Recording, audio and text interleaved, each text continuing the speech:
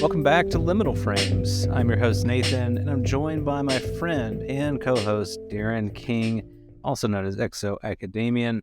Darren, this is, I believe, episode 31.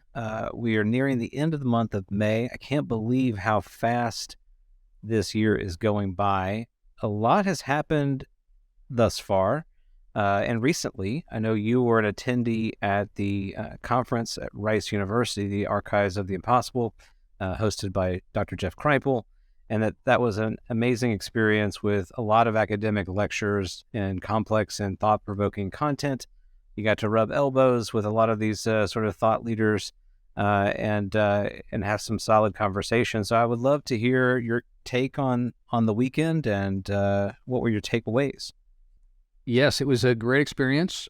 I think I was impressed with the breadth and depth of Jeff's vision for it. It was quite a broad assortment of people talking about all sorts of impossible experience. I love the way that Jeff kicked it off with his initial comments, where he basically said things like, levitation is absolutely impossible, and yet it occurs. He says things like this, right? He says, certainly these things, according to our conventional notions, cannot happen, and yet they do. And he actually showed an image of a book that's going to be coming out, an academic book, I believe, that's about these nuns in history that supposedly flew. And the title of the book, and he showed the front cover, is literally called They Flew. So he just sort of in your face, right? You can sort of see these like nuns' feet like hanging in the air while people are like reaching up and cheering kind of thing. So yeah, that was one of the things he talked about, but there was quite a breadth. There was people talking about non-dual experience, and one person gave an interesting talk about how to induce non-dual experience without using psychedelics, sort of a crash course on how you could have kind of a Buddhist teaching for a modern audience in kind of a 30-day kind of treatise kind of thing. We also had people talk about out-of-body experiences and near-death experiences. One woman, when she was a toddler, experienced herself drowning in a pool, then was hovering above in the air watching her panicky mother trying to revive her body. And at that moment, she felt like she could either leave or come back. And because of her love for her mother and recognizing how much guilt the mother was feeling, she came back. And then later on had this amazing experience where she was bonding with a man she did not know who was in a coma-like state. Then she started feeling this connection with this man. And just when she thought there was no hope because no one expected him to revive, she was in an out-of-body state when she saw 3 blue aliens basically operating on him energetically. And soon afterwards, he started having complete lung recovery when no one was expecting it and made a full recovery. And she ended up marrying this man, right? So these are the kind of stories that were talked about, the experiences. We had one person that talked about having known a friend who basically had a really remarkable experience with this conductor who was a conductor of an orchestra, but he also seemed to conduct energy. And so one time when she went to shake his hand, it's like lightning went through their hands kind of thing. And then she later experienced a different dimensional aspect of him through this ball of light that was appearing, which felt like a different dimensional kind of representation of his spirit while he was also on the earth somewhere else. And then last but not least, the highlight for me was Karen Austin, my colleague at the John Mack Institute, just talked about John's life and his legacy and talked about the gift of all of the data from the John Mack Institute that's being handed over to the Archives of the Impossible for Jeff and his crew to handle. And that's going to lead to a lot of really interesting data scraping and AI-driven kind of analysis of patterns and things like that in the future. A lot of really interesting things happened. It was a very moving talk because for Karen, she knew John directly and actually was the last person to see him alive. She took him to the airport before he flew to the UK where he was killed, unfortunately. So it was a very moving, sweeping, but really energizing talk. So it was a wonderful time. And like you said, I got to see all sorts of friends that I already knew from places like New York last year and the conference there that Jay and James put on. And also met a bunch of people that knew me that I didn't know, which was great as well. So yeah, it was a great time all around. That sounds fantastic. And it's exciting to see that it's gaining steam. I think the attention, the attendance has been greater at this conference than the year before. And that's what I would expect to see as we move forward. We know and we've heard that academics are gaining more and more interest in this topic, that it's not the taboo sort of butt of the joke topic that it used to be. There's a lot of interest, and we've heard from folks like Gary Nolan who have talked about being in private circles with academics, and he's just peppered with questions. They're thirsty for this information. To me, we're at the frontier, really, of an exciting time of human knowledge and discovery that is going to rewrite what we know about ourselves and the other academic disciplines that in many respects have kind of grown stale. And so we're kind of poised for a revival of a renaissance, if you will, of human knowledge, which is, to me, very, very exciting and encouraging. And developing those connections and that network there, I'm sure, was stimulating for you, as you can see new opportunities arising on the horizon from those connections. Indeed, it was wonderful, and there was quite an assortment of academics that reached out to me and said, I hear you have big plans for the future in terms of trying to actually model a different way of being human and a different way of being a civilization. So I actually had people, everything from nuclear physicists to archaeologists to anthropologists, coming up to me, giving me their business card and saying, I'm really interested in being involved in the future. Please keep in touch. So absolutely, there was quite an assortment, and many of them were academics. And I hear regularly from academics that want to study this. I'm going to be involved with someone who's a PhD in philosophy that's going to be writing a book about these kind of things and going to interview me and some other people. So yeah, it's really, really fascinating that this is all finally gathering steam in the mainstream. And I would suggest, based on what we're going to talk about tonight, that is just getting started. Yeah, exactly. We're going to do a deep dive this evening into what the post-disclosure world may look like, exploring some facets of that new reality when the extraterrestrial or non-human intelligent aspects of this phenomenon become publicly known and accepted in human civilization. It's even to say that out loud, Darren, to me is a very profound thing to imagine. I mean, we talk about this all the time, but we're hearing in social media, we're hearing in the rumor mill that we're seemingly very close to some big announcements or revelations that will change the paradigm further. I've heard people say, akin to the 2017 New York Times article, and then that will also just continue to snowball with other revelations that will follow. You can't help but see that if there is a there, which I know you and I both argue there is, that the truth eventually will find the light of day, and that the snowballing effect here is very real. The momentum has been building, and eventually you cannot put the toothpaste back in the tube. It is out.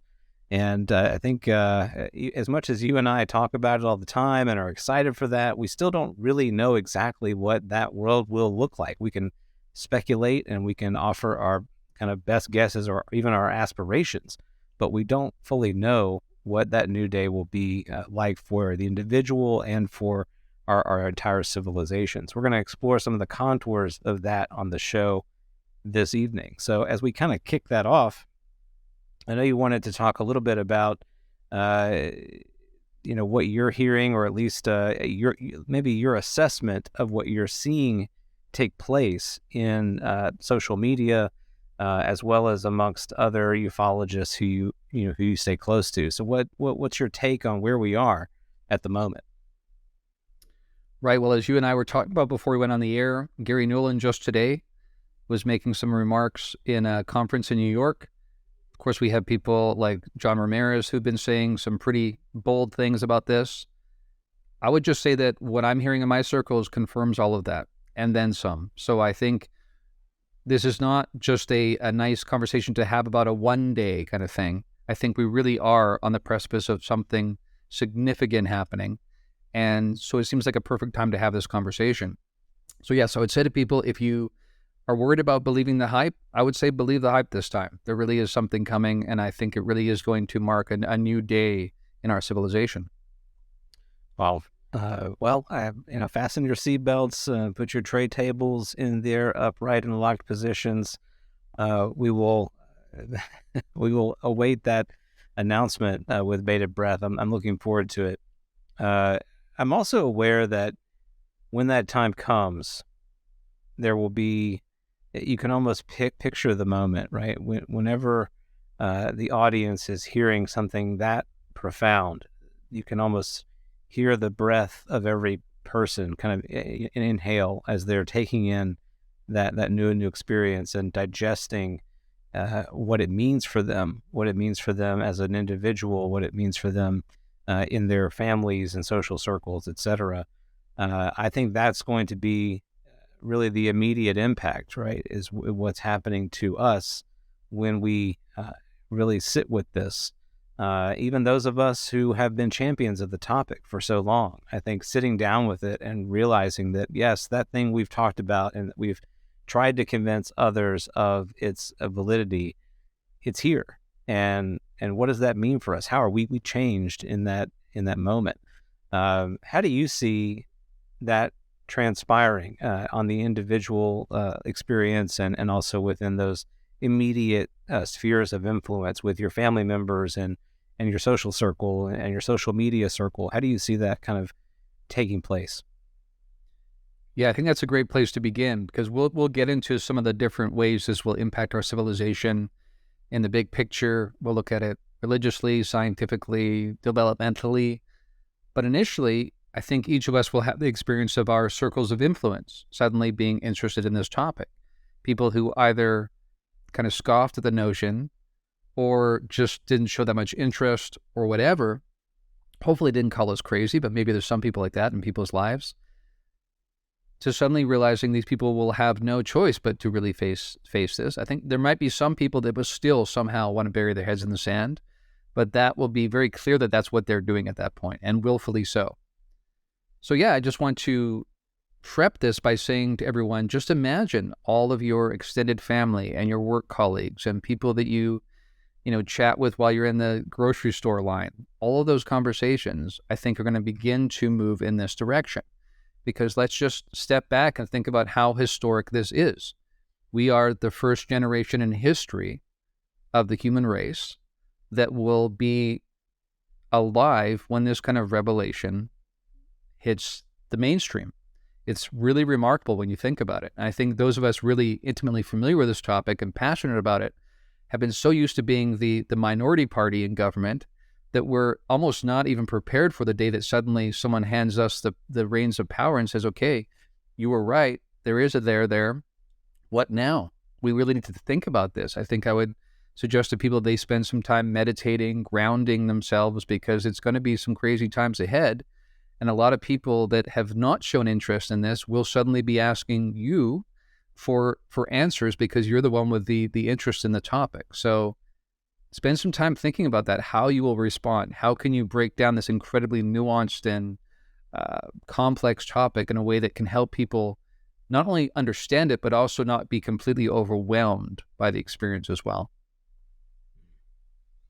I'm thinking of almost the stages of grief, and maybe we can talk about that for a moment, because it will be very natural for us to experience a kind of grief in the face of this paradigm shifting revelation. It will be, if you've ever been close to someone and you've lost that person, if you've ever had a major disappointment in your life, you know what that feeling is like, that immense sense of loss. And that will be pretty, I think, palpable for a lot of people, including those of us that have been talking about this in the fringe circles. There will be a kind of grief that this topic that we have, in a way, kind of brooded over like a hen over the egg is now, it's left the nest, and we got to see how it's going to take its first steps. And we're going to, I think, have definite moments where we'll be upset that it's unfolding in a way that we didn't anticipate it would, and that we will have to grapple with that and wrestle with that, and maybe even be frustrated that the voices that we may have worked so hard to create and foster and articulate that those voices could get drowned out by new voices who really don't have a deep understanding of the material, yet they are getting a great deal of attention.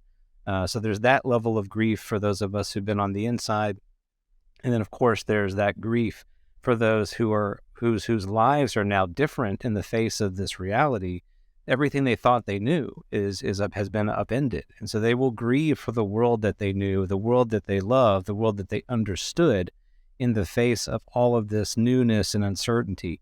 So, those of us who are close to it, as you said, we have a responsibility, I would argue, to be present to ourselves, be present to the world, those around us, and be a participant in that process, because it is a process. You cannot grieve and flip a light switch. It is something that you are doing. You are grieving.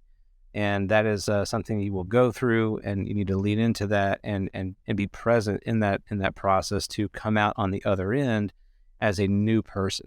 What are your thoughts on that? My first thought is that we are officially announcing that from the moment of disclosure on, this podcast will be known as Hen Over the Egg instead of Liminal Frame, because to mark that change in history. But no, in all seriousness, yes, I think that's a great point. And as you were saying this here, it made me think about the fact that many of us have spent years cultivating this nuanced understanding of this very, very complex phenomenon, which, as I've said many times, likely involves many different actors from different, origin sources with different factioning going on even within certain types. So it's very, very complex. You imagine someone having to sort of swallow that entirety in one fell swoop is going to be a lot to take on. And on top of that, you're going to have thought leaders, quote unquote, or social influencers and things like that people will look to give them some sort of guidance when those people don't know what they're talking about. They have no idea what they're talking about, and they're going to wax philosophical, but based on probably bias and prejudice and watching too much science fiction or whatever, or whether it's a religious perspective they grew up with or whatever. There's going to be a lot of people that are going to be speaking about this, unfortunately, that are not very well educated about it, who've not been around long enough to really have to ground the nuance and the complexity, the high strangeness, the tricksterness of it all, right? How space and time seem to be distorted and played with by this phenomenon. These are very, very complex issues to wrap your head around, that even those of us who've been doing this for years still reckon with the fact that it basically blows our minds. So imagine people who are just used to on the fly saying what their opinion is in our fast-paced social media kind of culture. What is that going to look like when that kind of irresponsible kind of response happens after this disclosure moment? So I think that's even why we saw in the past certain societal leaders and thought leaders actually being approached. We talked about this, right? Or this has been talked about before, where people were approached to basically help cultivate the conversation with a certain group of society that they have influence over, because there is this recognition that, people are going to turn to different leaders. This is going to raise some really interesting questions about authority, not the least of which is because suddenly we're going to be dealing with an intelligence that's far beyond ours. Not necessarily morally. Again, we can have that conversation about what that means, but I just mean in sheer intellectual, computational power. It just eclipses us by so many times over that suddenly people are going to be asking, what role does government have here? What role can government play when something that's so much more sophisticated than us is on the scene? This is going to be very discombobulating, and for some people, it will make them feel very vulnerable as well, I would suggest. No doubt. There's I think we all have a sense in which the current social order is quite fragile. I had a conversation earlier today with a neighbor, and it came up just how difficult it is today and sometimes even function, because there's so much information coming at us at every sort of hour of the day. The traditional meaning-making centers that we've had in the past aren't really there any longer. The traditions that we've grown up with, right, that many of us have eschewed in favor of, we're not even quite sure what. We've just sort of let ourselves adrift on the ocean of social media and entertainment and dopamine hits, and we don't really have a discipline or routine or any kind of meaningful tradition that we can latch onto. So I'm wondering, will there be a kind of a whiplash in a way in the face of this reality where we might return back to some of those ways of thinking or try to find comfort in those systems that we maybe left behind and look for answers there? You could imagine, for example, maybe churches being full of people, seeking answers, seeking, community, communion, just to try to understand what it is that it is happening. I don't know that that's too far-fetched to imagine, or at least all of us maybe genuflecting in front of our phones on social media, looking for someone to step forward who we have some sort of faith in as a thought leader, as a person of good character. Of course, that's obviously very subjective based on your particular tribe, but looking for them to give guidance, direction, and some sort of answers in the face of this incredibly complex mystery.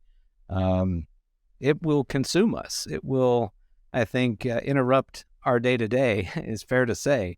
I have a hard time imagining going to work and be like, well, I'm just going to do the normal work thing that I normally do today. Instead, everyone's going to want to talk about whatever the details are for this type of announcement that may occur. So what do you see in terms of, kind of the rippling effect, and what systems are going to be affected? I'm sure all of them are in some way, but what do you see kind of happening first? Do you see, the scientific community, kind of us looking to science for answers? Do you see folks going back to religion, maybe a combination of those things? Where do you see it going? Yeah, it's a good question. I think we'll see both of those things happen, as well as other things as well. One thing it will do with the academic community and the scientific community is immediately open up all sorts of new inquiry and desire for inquiry and study, because suddenly it goes from being something that's rumored about, maybe in, circles that are considered kind of X-Files-ish and conspiracy theory-ish, suddenly will have been pronounced from on high, from official circles, that this is a thing. And suddenly that opens up so many questions, because it already confounds our understanding of how the travel happens, right? How they go from there to here, whatever the there is, even if the there is a then rather than a there. These are really fascinating questions. And part of the reason why this has not garnered more steam in the mainstream is because we don't see, as you and I have talked about on previous podcasts, this trail of starcraft that are coming in from outside of Saturn and then, coming towards the Earth as we sort of would expect based on science fiction history. Instead, they seem to be able to manipulate space-time to the point where you just blip in and blip out, which again raises all sorts of questions about where are they blipping out to?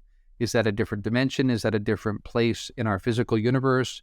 Is the notion of a physical universe only a localized partial construct, which is soon to be eclipsed by a much broader understanding of reality? These are all the kind of questions that will suddenly come to the fore for scientific communities, because suddenly there will be data to look at and a passion to actually examine that data and to put up new sensor systems and try to scramble to try to understand this. So I think that's going to be revolutionary and will actually help to speed up this scientific revolution that we're already in the midst of, I would suggest, where the sort of hardcore physicalist sort of model of reality will be quickly left behind, I think, based on some of the data that will come up. But as you say, some people, when they are in an emergency situation, when they sense a crisis, they go back to church, they go back to the synagogue, whatever their, whatever their place of worship was, or their traditional background, the mosque, whatever it is, right? We're going to have people going to those circles and asking people who are in many ways the least prepared to talk about this of anyone. And then these people in these official sort of spiritual centers, religious centers, will feel probably the pressure of, do I toe the party line here? Or do I actually open up the possibility that maybe we haven't thought broadly enough about these topics? And so who your priest is, or your pastor or whatever, your imam, whatever, is going to really determine what kind of answer you get. And you're going to see not just scientific panels being quickly put together to try to study this, but also religious panels. We're going to have the Vatican probably scramble to gather people to talk, and you're going to have evangelical circles try to do that. So it's going to be fascinating because every corner of our society is going to suddenly be grappling with this topic. How could they not? And it's really, there's so many moving parts that it's very difficult to know exactly what the response will be. And on top of that, as I've mentioned before, there's always the X factor of let's not forget that the others are in the mix here. Standing by and watching as for the first time our civilization grapples with the notion that we are not alone. And this is being mentioned from on high, from official circles, not just rumor mill and conspiracy theorizing. So how will they respond? And as I've been saying on recent podcasts, and we've discussed many times on this show, this is also happening, you could argue, in the midst of a perfect storm where our civilization is facing so many major challenges, like civilization ending type of challenges. All of this is happening at the same time. It almost feels like a movie that's packed full of too many plot details. It's so astonishing when you think about all this happening at the same time. And I would suggest, as I've said before, that is by design, that the others increasing their interaction with us, official circles feeling like now they have no choice but to respond in the midst of also these civilization challenging circumstances is all part of the same enterprise, I would suggest. Do you think, we talked about grief, do you think that there will be a good deal of anger as well? I wonder if we can explore that emotion a little bit further. I can only imagine that there will be those with pointed questions at authorities about what they know, how much they know, when did they know it, how long has this been a secret within, certain circles, because it would be pretty difficult to argue that someone didn't know, that we all just sort of found out together in 2023, and nobody had really realized this before. I think there's enough in the cultural zeitgeist understanding of this topic, even on the very surface level, that the governments of the world, or at least a government, has kept some pretty monumental secrets. What will be the repercussions of the intense level of attention on this topic to our leaders, to our governmental leaders, and what kind of responsibility do they have, in your view, to offer a kind of a mea culpa, even if they weren't necessarily the ones that said, hey, let's put it in the deep vault and never open this again, but they inherited those secrets from their legacy predecessors? What responsibility do they have to say, we messed up here, and at the time when this decision was made, it made a lot of sense, but as you know, when you tell a lie as a kid, you have to tell another lie and another lie until eventually it grows so big that you cannot control it any longer. And that's essentially where we are. And you have to pay the price for that falsehood. So what do you see in terms of social reaction there, and the way leadership may respond in the face of it? It's a great question, because if you think about it, government's going to be asking the populace to trust us while we navigate these waters, while also admitting that there's been a 75-year at least lie being told, a great deception being perpetrated. So this is challenging in itself to say such a thing to the populace. Of course, many people in ufology will feel finally vindication. These things that we knew all along, long suspected anyway, were only superficially interested in studying this. They were more interested in studying it internally while suppressing it externally, because they were basically just trying to buy time. They were trying to kick the can down the road, hoping they could understand that. So now that's one question I would ask people to really think about, is why now? There are many answers to that question, I think, but I would ask people to spend some time thinking about that. Maybe in the future we can unwrap that a bit. But yeah, this is going to be interesting, because we already have such distrust in government right now. in American society, we've never been more divided since the Civil War. Many people think we're inevitably headed towards that kind of eventuality again. And so in the midst of that, you have this groundbreaking news coming out. And I would also suggest or remind people that government is not one thing. It is not a monolith. Even in the US here, we have different branches of government by design.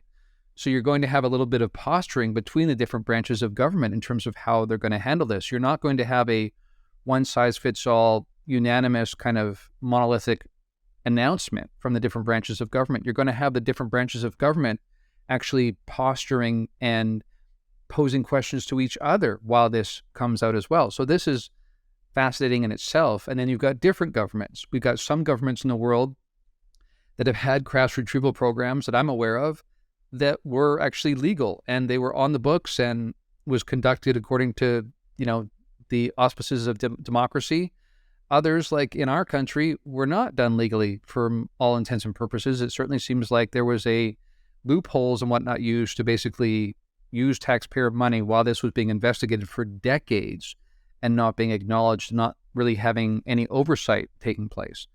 So this is, again, all of that revelation is happening right when we say, while we're acknowledging that, let's not forget the pink elephant in the room, which is that there is another intelligence here, and they've been here perhaps longer than we have. They are so advanced, so sophisticated that they can run circles around us to the point where we didn't even realize, the vast majority of us, that they've been here and they've been conducting affairs and to some degree managing aspects of our civilization, even potentially aspects of our governmental programs. So these are the kinds of questions that are going to be surfacing for people. And when you already have a huge parts of the population distrusting government, then the last thing you could argue that our society needs on the one hand is just one more rug pulled out from under us in terms of trust of those institutions. At the same time, I think what's more important to highlight here is that, again, our civilization is on the brink. We are closer to collapse, I would suggest, than many people realize. The messages from these others is very much along those lines. I want to make that point very clearly. So we need a wake-up call, in other words, and this may be the very thing that we need to consider really substantially, sustainably rethinking the very way we conduct our affairs as a civilization. And perhaps, as Ronald Reagan said back in the day, perhaps being aware of an intelligence that's from beyond the earth might be the one thing that finally begins to unite us as a people and changes fundamentally the way we behave as a civilization. Right. I would hope that it humbles us, that in the face of this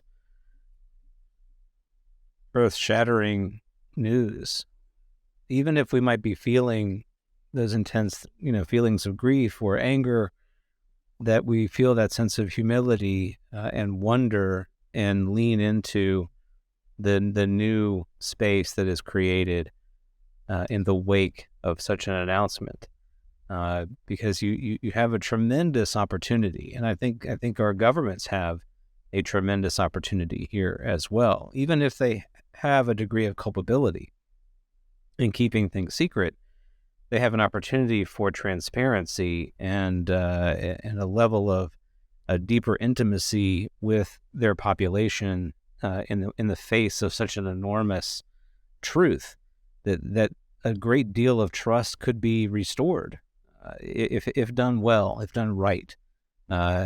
You certainly wouldn't begrudge the population, though, the populace, to have their doubts, right? As you said earlier, you want us to trust you, and you've not been telling us, not been forthright with us. So what are you going to do now? How are you going to demonstrate to us that you are proceeding in good faith, that you are including us in the conversation, that you've got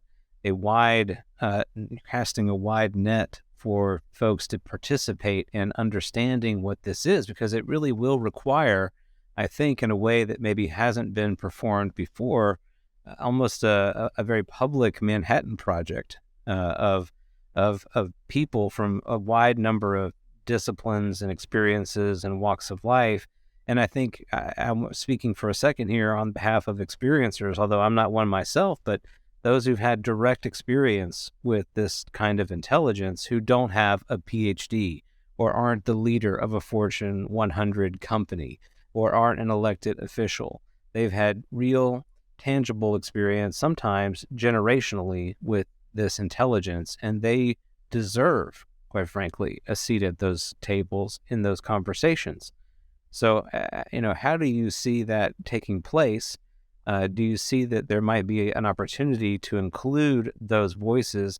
And if not immediately, which I think may be the case, because you first have to kind of let the horse leave the barn, and then you can go for the ride, right? So how do you see it unfolding? Do you think that that will eventually occur, if not in the immediacy of the announcement, but later on, experiencers being brought into that conversation? It certainly seems like now is the right time for that. Part of the farce that this appears to be to people, my friend Stuart Davis sort of threw up his hands a year ago and was just frustrated that we were still asking the same questions we've been asking for 5 years, 10 years, 20 years, talking about the craft in the sky, kind of missing the more obvious question, which is who are the beings operating the craft, whether, directly or remotely or whatever. And it's not like that's a complete mystery. We've had, like you say, experiencers encountering the beings themselves for decades and decades and decades. And while there's a lot of high strangeness and paradox in this phenomenon, there's a remarkable consistency in the nature of the messages too. So absolutely, there is valuable information to be gathered there. If you think about intelligence circles, what they do when they go into foreign countries is they try to foster relationships and gather information by building relationships. That should happen here. We should have a grand and deep and broad intelligence operation that basically is going to try to understand what the messages are, who these beings are, what their intentions are. Again, I would suggest that that's complex. There are different factions, different groups. Again, I think that what you're going to see initially, because I still see this happening on UFO Twitter, so I'm sure it'll happen in the broader society too, which is kind of a conflation of all the messages and all of the encounters over time to assume it's all one thing. I think that's a mistake. I think we have to be cautious and look for patterns in the data. I think that even though some people would question some of the means by which some of the encounters have taken place, some of the hybridization programs and whatnot that have been reported over time, even the abduction experiences, again, I would really want to impress upon people here the notion that it is not as agency robbing as it appears. Now, on a certain level, it is, no doubt. And some people have even cried Stockholm Syndrome, that any people who proclaim these beings to be good and well-meaning in the big picture, how can they be when they abduct people from their homes against their will, apparently? Fair point. But again, I think when you look closely at this, and I have friends and colleagues who've been involved in those abduction experiences going back 30 years, when you look closely, it is not a slam dunk case of the Stockholm Syndrome. I think really there is, over time, this sense of a grander mission, a sense of purpose in life, a sense of this is about life itself moving forward and learning, and us learning, but also them as well. And that's even part of the goals with the hybridization program. So some people are going to become privy to those kinds of aspects of the data. I'm talking about people who've never heard about this before and be terrified because of that, right? You're telling me that beings can appear in my room in the middle of the night. It doesn't matter how many padlocks I have in the door. It doesn't matter how many rifles I have under my bed. I can't do anything. And the answer is no, you can't. And maybe it's time to get beyond that kind of thinking. This sort of ego transcendence is important. I know some people are going to say I'm giving too much power and to these others and not being cautious enough. I understand that. We can later get into the developmental levels and how they look at these things differently. But I'm just saying that data itself suggests that that's the case, that people largely come to this sense of understanding of at least seeing it as a neutral, but often as a positive experience. So I think we need to keep that in mind, and that needs to come front and center. We need to get beyond just saying this has involved abductions and hybridization. That sounds not good. We need to listen to experiencers when they say it's more complex than that. My my overall take is I'm glad this happened in the big picture. Yes, it was traumatizing initially, but it also sort of shook me out of my stupor. And to quote Whitley Strieber here, another experiencer, he talks about this being all those things, shocking and traumatizing initially, but also affording us the greatest potential for spiritual transformation in the history of our civilization. And again, I just want to remind people, we need that. We do not have another 30 years to carry on the way we are now. That's what I would suggest. Again, I think that comes back to why this is all happening now.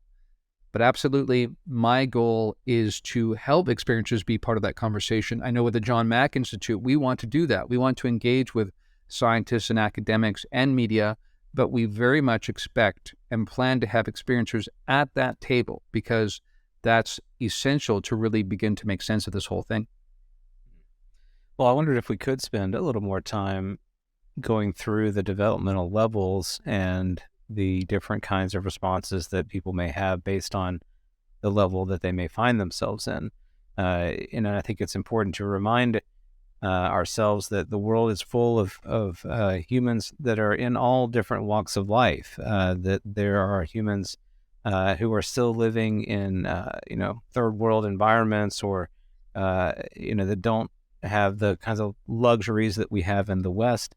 And even in, no matter where they live, there are different humans who have different perspectives on, kind of the metaphysical reality of the world, and how things work.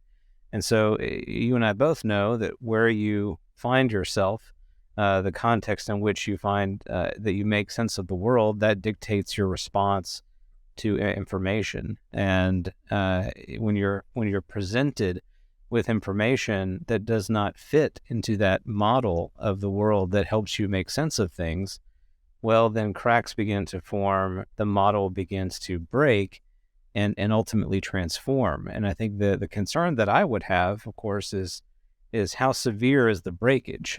Can we navigate that transformation in a way that is safe and healthy for not only the individual, but also for the society? And so, what do you think not only would be, sort of helpful recommendations to be thinking about for folks that are going to be processing this, but what might be some of the reactions based on some of the varying developmental levels that we see in human civilization today? Yeah, that is the $6 million question, because as I've said before, and as we've discussed on this podcast, many people keep asking this question: what will the human response be to this revelation? What will the civilization-wide response be to this revelation, these series of revelations? And really, there is no such thing as one response. As you say, there are many different types of people around the world in very different conditions, living under very different conditions. That's part of what's the problem that we need to begin to work towards a solution. But even within one country, you have different worldviews. I've discussed before how even in the United States, you have three very different worldviews coexisting. And it fundamentally changes the way that people look at reality, at themselves, at others, at the way government should work. All those things are changed because of these worldviews. So you have to realize you can read the same public relations statement, but how people are going to hear it is very different based not only just on their personal history, but also on their level of development. This is key. And interestingly, even when you look at the abduction literature and the contact literature, people's responses, at least initially in terms of their interpretation of the events, really did differ depending on their level of developmental consciousness. So we can also expect that will happen on a civilization-wide level as well. Some people just look at the unknown as a fearful thing. Some people just have a default response that anything that comes here that I don't know what it is, it's not already part of my understanding and familiarity, that's already something that could be dangerous for me. They see it as a threat right away. Not only in terms of, we've discussed before how military establishments that becomes part of the default culture, right? Anything you can't understand, you don't know, you see as a potential threat, right? But even people in certain worldview perspectives will also see it that way. I have a very clear, defined, delineated understanding of what there is in reality. And when I'm suddenly presented with something that does not fit that, I'll either try to force it into like a square peg into a round hole, something that doesn't really fit, a la angels and demons perhaps, or I will have a kind of existential crisis because this thing does not fit within any aspect of my previous model. And then you have full-on ontological shock and existential crisis happening at the same time. And you're even going to get people, as I've discussed before, from different worldviews and different developmental levels, then becoming acrimonious towards each other. How can you possibly see these beings as good? They're demons. They're here to deceive you. And if that's the perspective you're going to take, then you're a messenger of the enemy, and we go to war with you because of this, right? These are the kind of things that's not way out there fiction. This is the kind of posturing I think we will see, because no matter how nicely you try to paint it, and no matter how much you try to get ahead of the narrative, some people are going to try to force us into those default narratives as soon as they hear these revelations. Yeah, I want to be hopeful that it's going to be a catalyst for really positive change. But as you were just talking there, I'm reminded of how reactionary we can be, and to me, at least, the most successful outcome we could have here would be a response from these others themselves. That as our societal awareness becomes more prevalent, that they become more knowable, because without their voice at the table, so to speak, we really are kind of having this conversation in a bit of a vacuum, and we may need that voice to serve as kind of a hall monitor, or to quiet the room. And so it will be interesting to see whether that takes place, and it will be interesting as well if it does not, because that speaks something to me just as loudly as if it were to take place. And I wonder, I know you did talk about this earlier in this episode, but the whole notion of why now, and what might be the collection of converging factors that are driving this moment in time. It may be something that is unavoidable, that now is the time and there is no other time. It must be now for a variety of reasons, not just that the government may have their hand forced, but it is the right time for the conversation. Yeah, it's, again, one of the $10 million questions. I keep upping the ante in terms of how expensive these get. Because I think that's a really important question to ask. And for the people who've been at this longer than we have, even at the Rice conference, I ran into people who've been at this for decades and have been so conditioned into believing there will never be disclosure day that even now they can't see the writing on the wall, when it's very clear that something is imminent, something is really shifting, and it began in 2017. Yeah, a really interesting question is why now? And if it is to some degree because the others are forcing the hand or saying now is the time, then that in itself points to the power situation here, right? The power dynamics, the sense that seemingly these others, whenever they want to, can force the hand, which of course also raises the notion that has the lack of disclosure up until now been partly at the hands of these others? And I would suggest it has been. I think that I would suggest to people there is no way that disclosure does or doesn't happen without the others having a say in that. So I want people to think long and hard about that, because the fact that it's happening now would not be happening unless the others, again, I'm not trying to make it one monolithic thing, but a certain group of the others that have been very active in our civilization and have even, you could argue, infiltrated and influenced, at best, let's use that word, elements of our military, they've had a say in this. And I think when people ask, why have they not landed on the White House lawn? Why have they not made some sort of public announcement themselves? And to some people, that looks immediately suspicious and speaks to nefarious intentions. I would really caution people to not go there. I think that partly what this involves is an intelligence that's very different than us, that responds very differently, that acts very differently, that thinks much more quickly. I'm saying this partly from personal experience, that the kind of information that's provided is sometimes extremely overwhelming because it's multidimensional and just so loud, because there's so many dimensions to it. And I want to remind people that we're talking about a different intelligence, one that's been around for a lot longer than we have been. And therefore, simple conversations are not quite what you might think they are. And so up until now, they've used intermediaries to communicate with our civilization. And even experiencers who've dealt with them directly have this sense of it being very, very overwhelming. And part of what you're trying to wrestle with in terms of, are they good? Are they bad? Do they mean us well? What is their ultimate intention? Is so difficult initially to work through because there's so much information coming.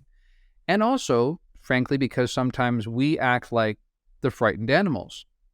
I would suggest to people, imagine that you want to, I had a friend who actually described it this way, and I think it's a good analogy. Imagine that you have a wolf, and you have an intelligence that's trying to befriend the wolf and help model the wolf and help lead the wolf towards greater insight. But we know that wolves, by definition, are not trusting. They're suspicious. They wonder about, are you a threat to the pack? All those kind of things. They will see anything that doesn't fit their language, internal language and culture, as potentially threatening to their existence.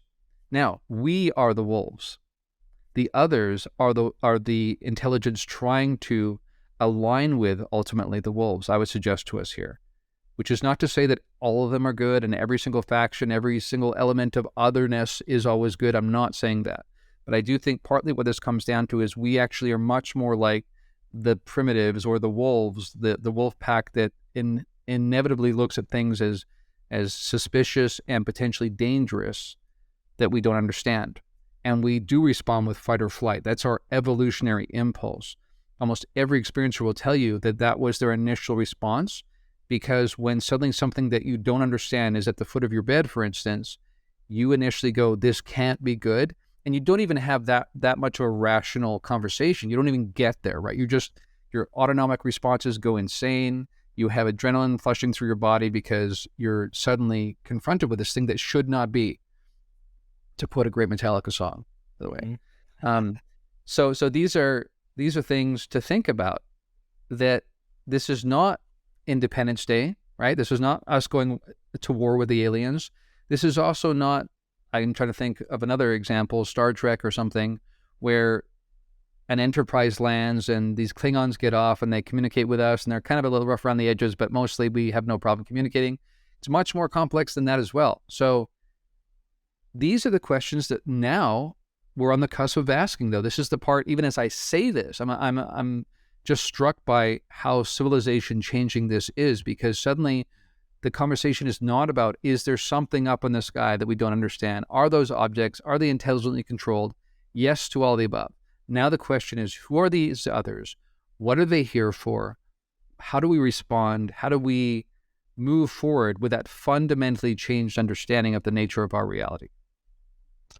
We don't even know the questions to ask, right? When you're dealing with something that is this foreign to the way we look at the world, in almost every respect, we can't begin to know which are the right questions to ask. And I think it is important that we certainly bring our academic disciplines to bear on trying to understand this.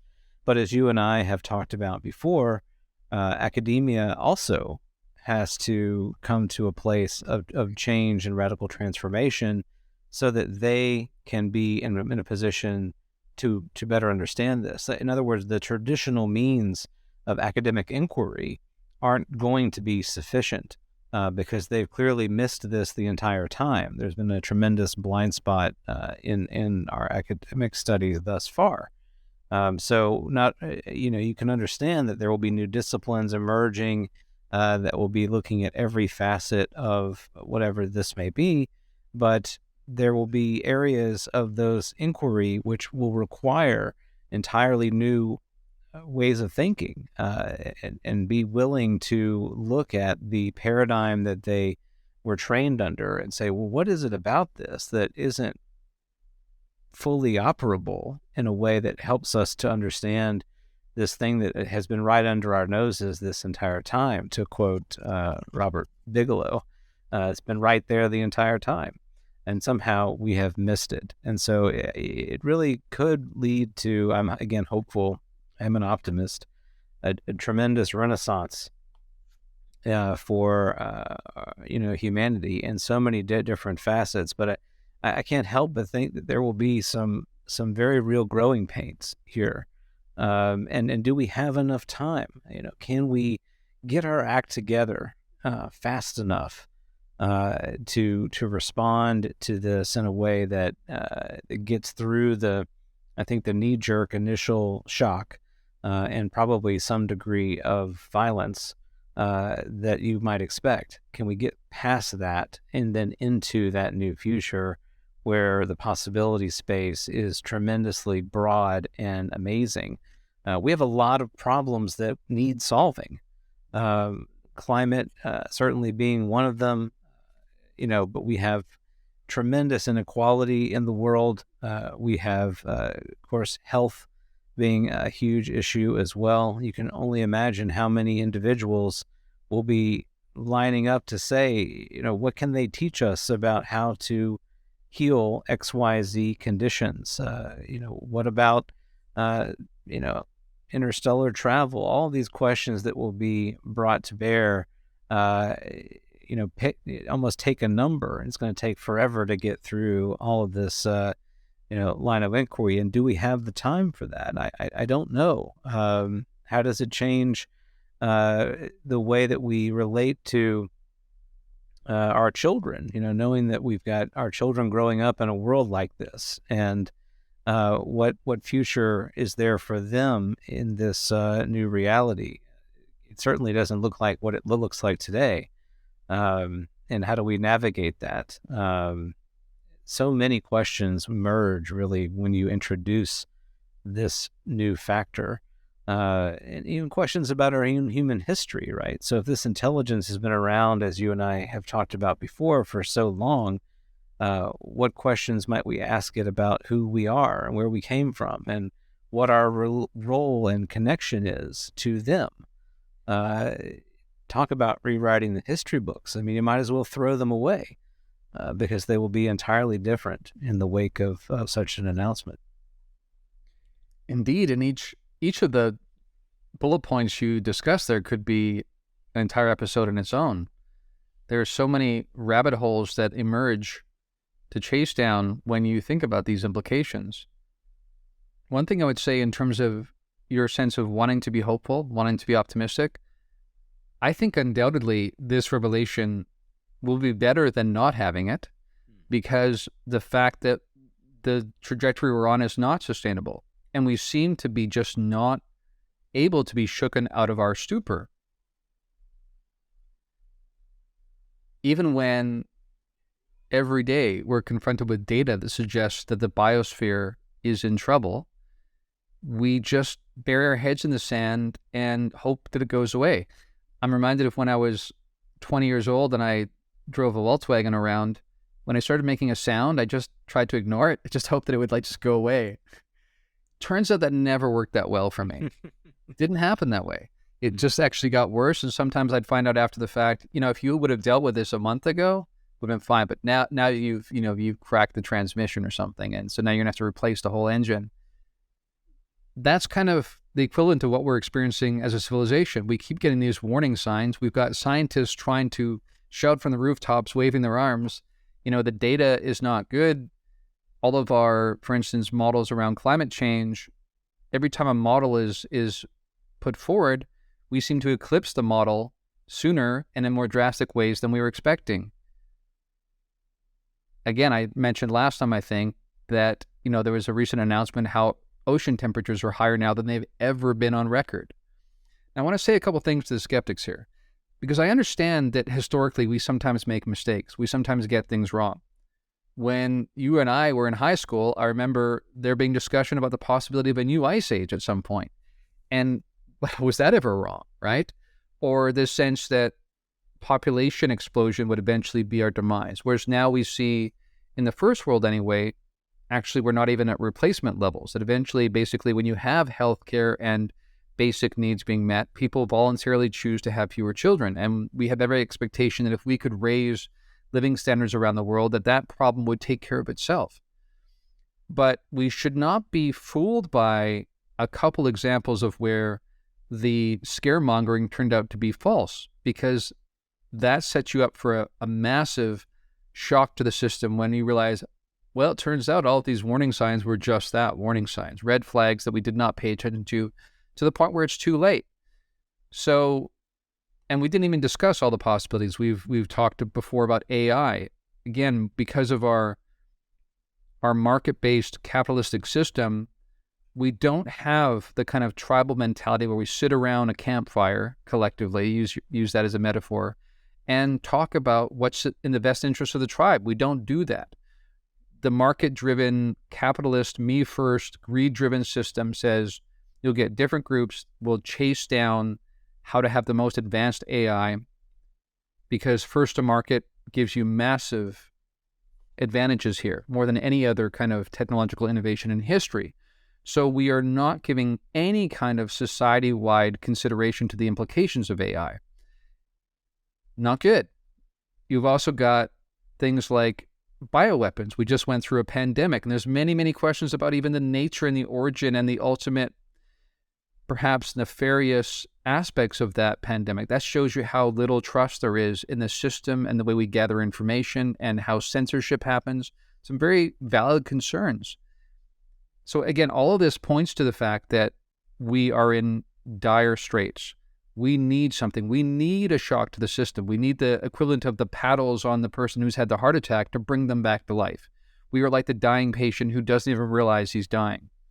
So that sounds pretty drastic, but I really think that's where we're at. And again, the messages from the others consistently has been the case. That was the messages back in the 90s when John Mack was interviewing and speaking with and interacting with these experiences that were having these experiences. Things are much worse now than they were then. And already then it looked pretty dire.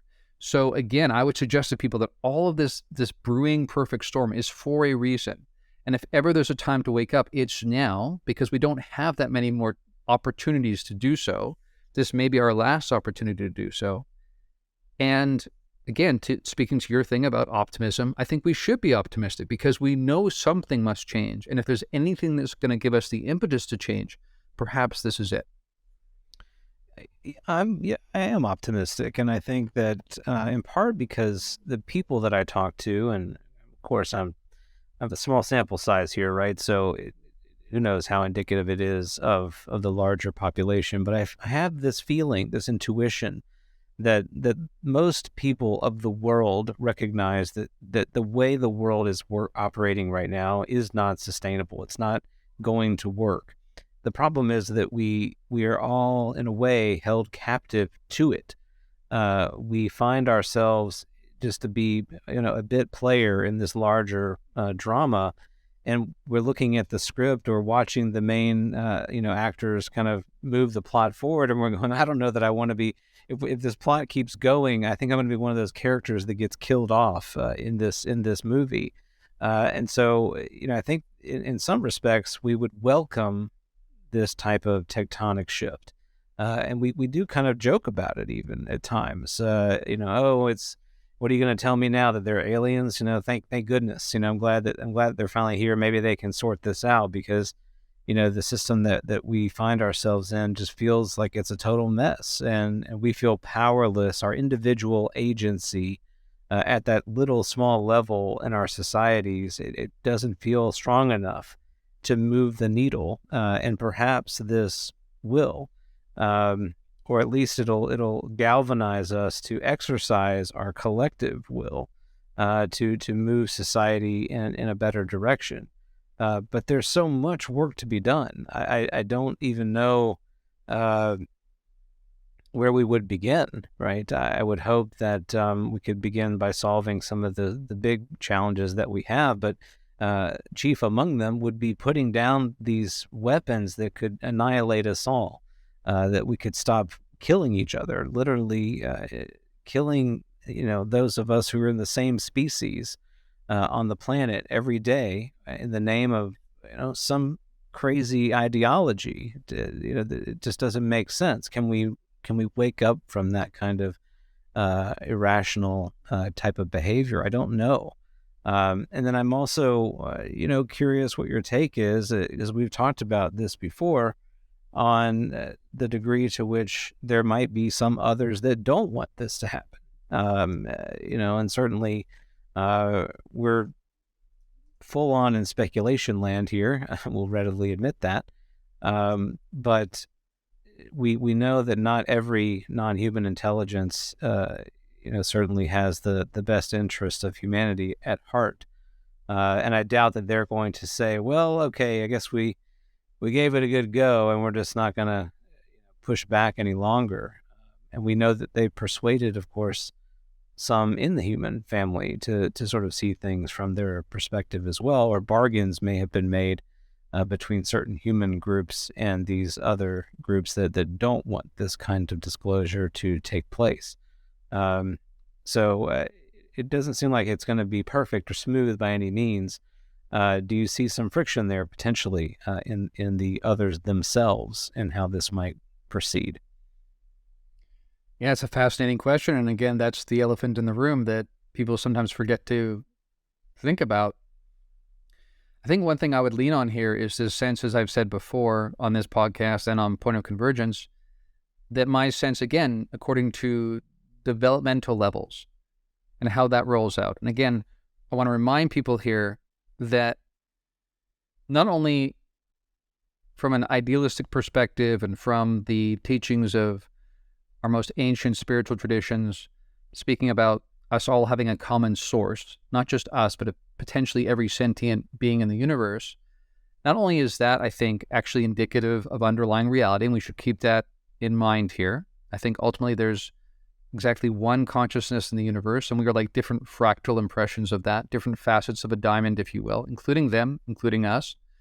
But in addition to that, there is a lot of evidence that they are somehow even more directly connected to us than that there's a DNA link between us and them, many of them anyway.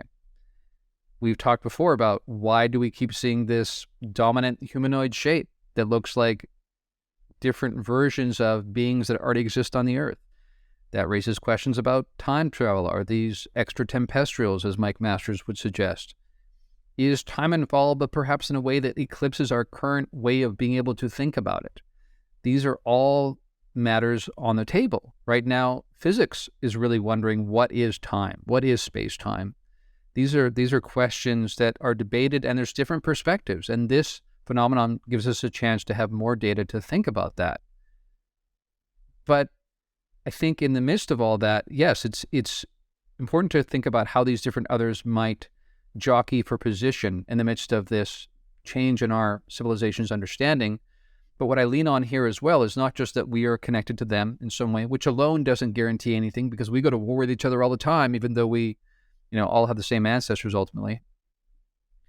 But I think my understanding is that because of developmental consciousness and how that rolls out in spiral dynamics and whatnot, the ones that are at the most high levels, the ones that are the most ascendant in terms of their understanding, not just of technology and reality, but of consciousness, of fundamental consciousness.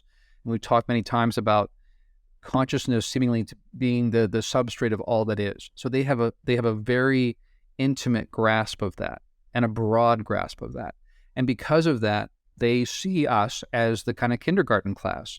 And when the 6th graders want to beat up on the kindergarten class, the 12th graders have something to say about that. They tend to step in. So again, I think the fact that we've not seen our civilization, our planet overrun by a malevolent alien species already speaks to the fact there's some kind of shielding around our planet, that there is this sense of let's let the kindergartners figure out their business, then eventually introduce them to the larger cosmic community. I think that's partly what's in play here.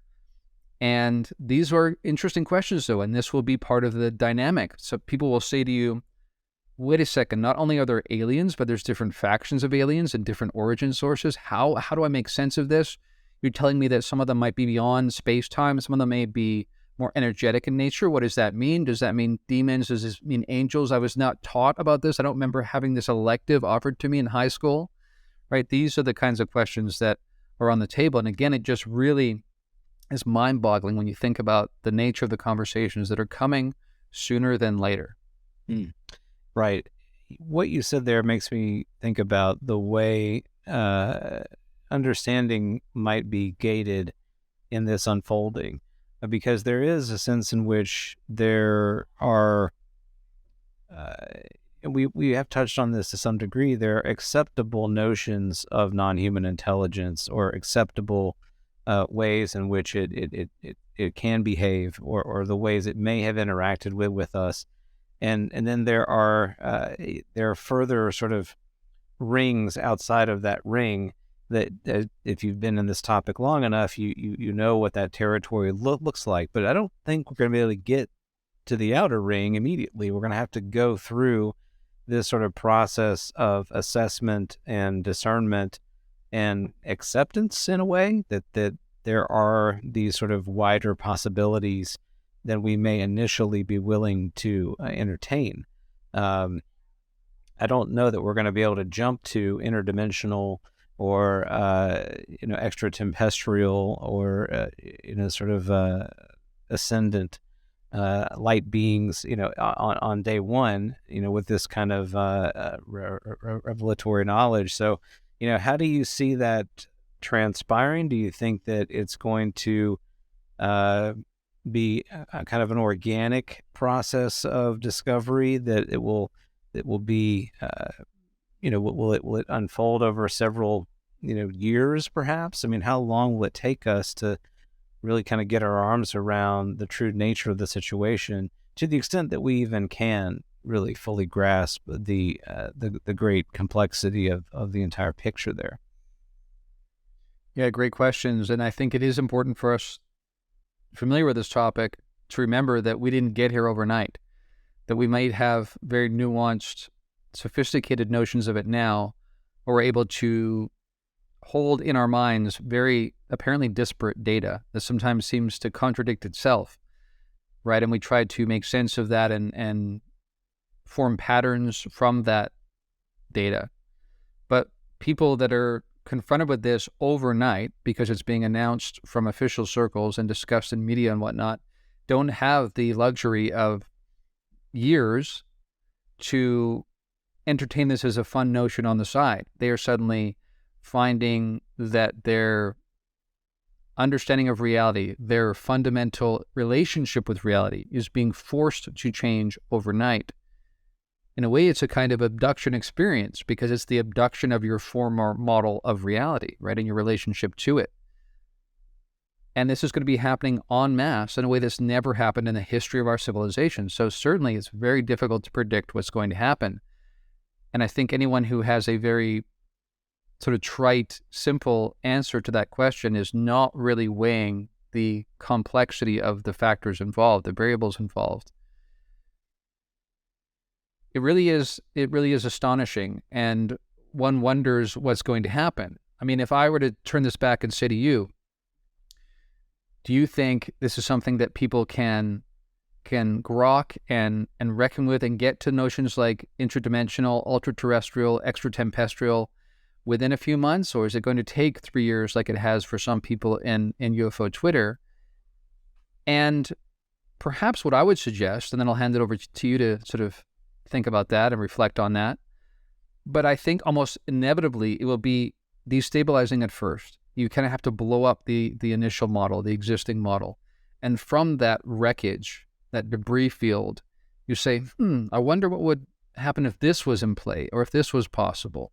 Because nothing excites curiosity and provokes new models than necessity, right? And we will be in that position. We will have no choice but to really reconsider the nature of reality, to dream up new notions of models that don't have anything to do with what's currently on the table. As I've said before, and I've become more and more convinced of this, that any of the leading models right now, leading hypotheses, fail miserably, mainly because we just fail so miserably at really understanding base reality. And that's not an indictment of us. That's just where we are in our developmental consciousness as a civilization.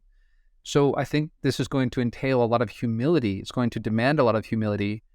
And one hopes there'll be more and more interaction with these others that would therefore seed new understandings, new insights, new inspirations. We've talked many times about even famous historic cases of scientists that came up with innovative understandings and technological innovations were inspired by some sort of other intelligence. And when you listen to them, it sounds a lot like either their higher self or some interdimensional entity or some alien intelligence is basically seeding their understanding to help us move forward. What happens when suddenly billions of people are aware there is a there and start reaching out, even with their own consciousness, to make contact with these others? What happens with CE5 and heist protocols when suddenly billions of people, and at the minimum hundreds of millions of people, start hearing about these things and start trying it? How does that dynamic change our reality itself, perhaps en masse? Does it fundamentally move us into a different kind of dimensional relationship with reality and with the cosmic community? These are all questions I think that really come to me when I think about what lies ahead. What about for you? Your comment earlier about the paddles to the chest, the shock to the system, I really think that this will, in fact, be just like that, that it will send a jolt of electricity through the human mind and light on fire our imaginations in a way that maybe we have not had in a very, very long time. That the spark of possibility will be lit, and I think it will be contagious. Now, can it be contained is the question, right? Because you and I both know that when you accept that something is possible, and when you're given permission to believe that something is possible, then a lot of things then become more possible for you. You know, the world that you live in changes, and many things are on the table that once were not. And I'm here reminded of stories that I'm sure all of us have from our own lives and our families, in our closest circles, stories that we wrote off in the past as being pure fantasy, tricks of the imagination, wishful thinking, et cetera, will be re-examined in the light of this knowledge. And we will at that point say, well, wow, maybe there was something to that beyond our human understanding, that it wasn't just a figment of imagination, that it was, to some degree, a true connection with this broader reality that we have ignored. Think of those that have had near-death experience, and how common those experiences are, and how many similarities there are across the NDE or past life experiences. Those things come right to the forefront when you make it known and acceptable to believe that we are no longer at the top of the food chain, and there's much more to reality and life than we once thought. So I think that the challenge could perhaps be really, as it maybe has often been, separating the signal from the noise there, and really does make me think that the need for some serious, thoughtful, collective, worldwide endeavor to understand this is going to be of paramount importance. Because just having everyone kind of armchair quarterback, whatever this might mean, I don't think that's going to really get us anywhere, anywhere productive, for that matter. But you could easily see where people could say, well, there's non-human intelligence, and they're talking to me right now, and they're telling me that I can do X, Y, Z, or whatever I want. Human beings can find justification for all kinds of things. But I'm also reminded of those, even now, who have had maybe even a personal experience with this intelligence, at least one faction of it, and are in absolute denial that it's real.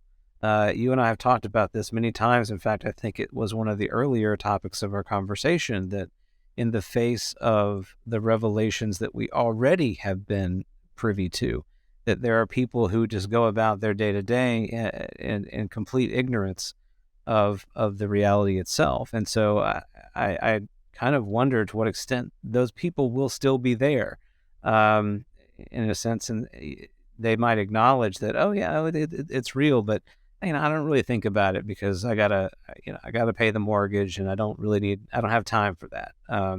So how many of those folks will there be, in some ways kind of keeping things going and staying on the hamster wheel that you're already on? The devil you know, right, is better than the devil you don't. Indeed. I think about this trauma piece we talked about before, and how trauma, while it is nothing anyone wants to experience, when they go through it, it often deconstructs to a degree deep enough that real transformation is possible. Really want to hit this home for people because, again, I think sometimes we don't realize we're like shuffling deck chairs on the Titanic.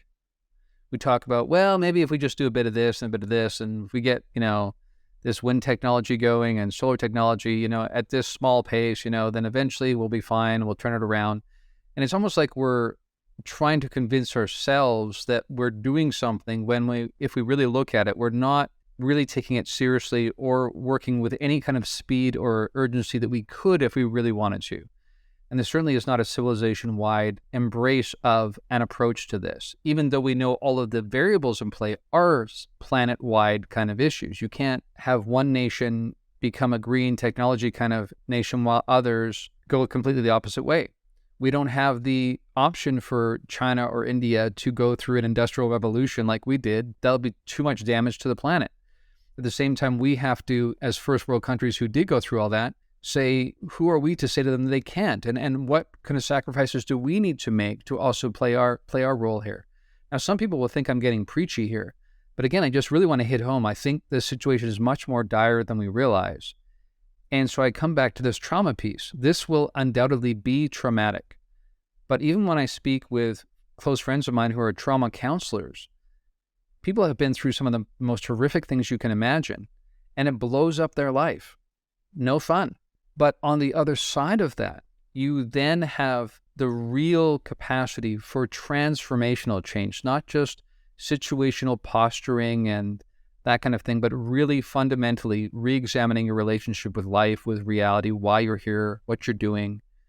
And I just want to remind people that a consistent message that experiencers come away with from these encounters is not just you need to do things differently with the earth, you need to treat the earth with respect, you need to think about not just treating it like a commodity, but also, who are you? What is your relationship with the cosmos? What is your multidimensional cross-lifetime kind of experience? So many people come away with experiences of remembering past lives, remembering sometimes being in different forms in different lifetimes, even as a gray alien. Some people really do have a fundamental sense of having an identity as partly human, partly something else.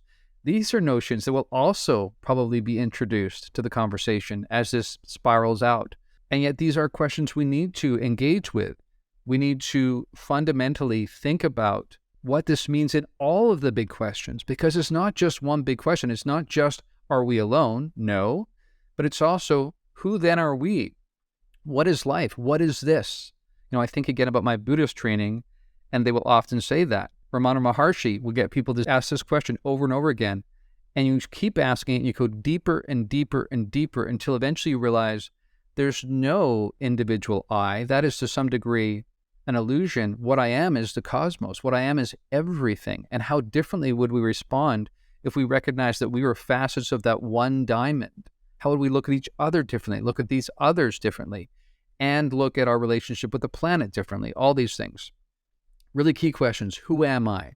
What is this? What is this? Everything around me, what I'm doing day to day, what is this? We get so caught up in our capitalist system, like you said, that we file in and we file out of work, we sit in traffic, blah, blah, blah. And we're so busy with that our lives are gone before we know it. Decades have gone by, and we haven't really entertained those deep questions. What I'm excited about with this revelation that's coming is not just the question about our physical aliens from Alpha Centauri here, but like you say, what is the nature of reality? Maybe that experience I had when I was 10 years old and I saw that being, maybe that really happened. Maybe that wasn't just a dream. Maybe there's a multidimensional aspect to life all around us. And what really makes me excited is the possibility that just that question being asked by many, many people in the millions and the billions, how might that fundamentally change our relationship with reality? How might that offer us new opportunities to see the world? There's been some really interesting research done on psilocybin and how people that have experienced psilocybin and seen these deeper realities, seen and felt, it's very important, in an embodied way, they felt connected to everything and everyone. You act completely differently when that is your felt understanding of identity. This has the possibility to do something like that in the best case scenario. It's like a mass psilocybin effect across the planet. So these are the things that are daunting challenges we face, but also I think this revelation, while initially will be traumatizing, there will be some destabilization, undoubtedly. When we have a market-based system that tries to respond to reduce the unknown, this is the unknown with a capital U. And so how is that going to be treated and handled by a market-based system of capitalism? And what does that say about the system we've trusted to care for our children and our grandchildren moving forward? Is there a way we can do it better? These are all questions I think that arise as secondary questions because of these initial revelations. Mm. There is indeed another way to be. We have been trapped by our ways of thinking. In a way, the trauma that we experience in reality now, the day-to-day, it defines us and it confines us. It constrains what we think is possible. And what this represents, as we have said many times, is a ray of light, a hint at something greater and deeper than what we think can be true. And it gives us that opportunity. It invites us into that opportunity. It cannot be ignored. We can no longer ignore it. And a new day will come, and a new way will be shown, and we will step into that future. Perhaps we will stumble, but I am hopeful we will take those steps and eventually learn how to run. And what a wonderful day that will be. Agreed. And I think the only thing I would add as we close here is that my goal is to be part of a movement that not only thinks about how we have to be different systemically in terms of our systems and whatnot, but that also the kind of ego death that people experience sometimes when they encounter these others will be something that all of us begin to experience, but not because it's traumatic, but because of what lies on the other side of that, a transcendent understanding of being connected to everything. And that I think just as important as the systemic changes we need to make, we also need to treat each other differently, one-on-one, small groups, larger groups, organization-wide. The interpersonal changes we need to make are also, I think, paramount. I have a goal to actually help train people with that because of some of the experiences I've had, some of the things I've been practicing and developing for a long time now, because I think we have to fundamentally unlearn some of the ways we've learned to be with each other with so much deception and lies, like you say, even if they're white lies, that all of that actually robs us of this deeper treasure of being connected to each other. And my firm belief is, my conviction is, if we can be radically transparent with each other, we become more psychic. We become inherently more connected to each other and to everything else. And so my hope is that that is a big part of what happens here as well. Amen to that. I'm here for it, and I'm sure many of our listeners are as well. I am encouraged and optimistic. I think it's going to be a very positive thing. There will be many difficult conversations ahead, but ones well worth having. And I encourage all of those who listen to this podcast to be, ready and open to having those conversations, not only with those that they love, but the strangers that they meet, and that we can be, kind of ambassadors for a new way of understanding. And on that note, may the quality of our questions, shaped by desire for understanding, enhance our journey of discovery. And may our travels broaden the sphere of our consciousness, reminding us that new discoveries beget new horizons. And as always, adventure awaits. We'll see you next time on Liminal Frames.